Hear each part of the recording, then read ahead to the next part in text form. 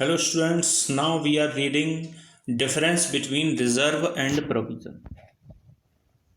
पहला जो पॉइंट आता है इसमें आता है nature. It is an appropriation of profit और उधर है it is a charge against profit. यानी जो रिजर्व होते हैं वो एप्रोप्रिएशन ऑफ प्रॉफिट होते हैं, प्रॉफिट का एडजस्टमेंट होते हैं.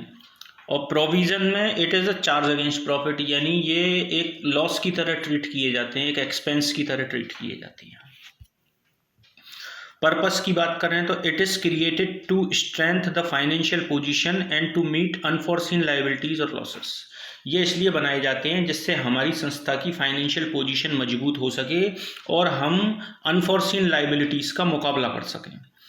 ये प्रोविजन इसलिए बनाए जाते हैं it is made to meet non liability और contingency when amount is not determined. ये नॉन लाइबिलिटीज़ के लिए बनाई जाती हैं, लेकिन अमाउंट का पता नहीं होता कि कितना अमाउंट चुकाना है, लेकिन लाइबिलिटीज़ के बारे में पता होता है कि इस लाइबिलिटीज़ का पेमेंट देना बाकी है.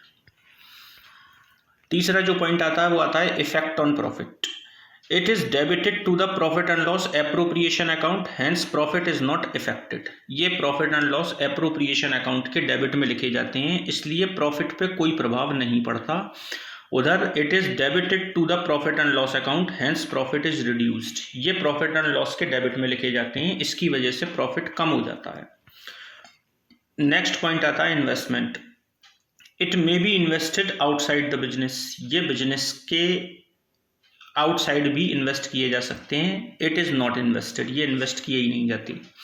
डिस्ट्रीब्यूशन की बात करें तो unutilised part can be distributed as dividend, it reduce divisible profits.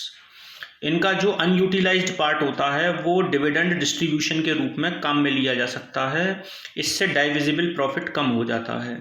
उधर it can not be used for distribution as profit dividend. ये प्रॉफिट डिस्ट्रीब्यूशन के लिए, डिविडेंड डिस्ट्रीब्यूशन के लिए इस्तेमाल नहीं किया जा सकता. इट रिड्यूसेस नेट प्रॉफिट, इससे नेट प्रॉफिट कम हो जाता है. Thank you very much.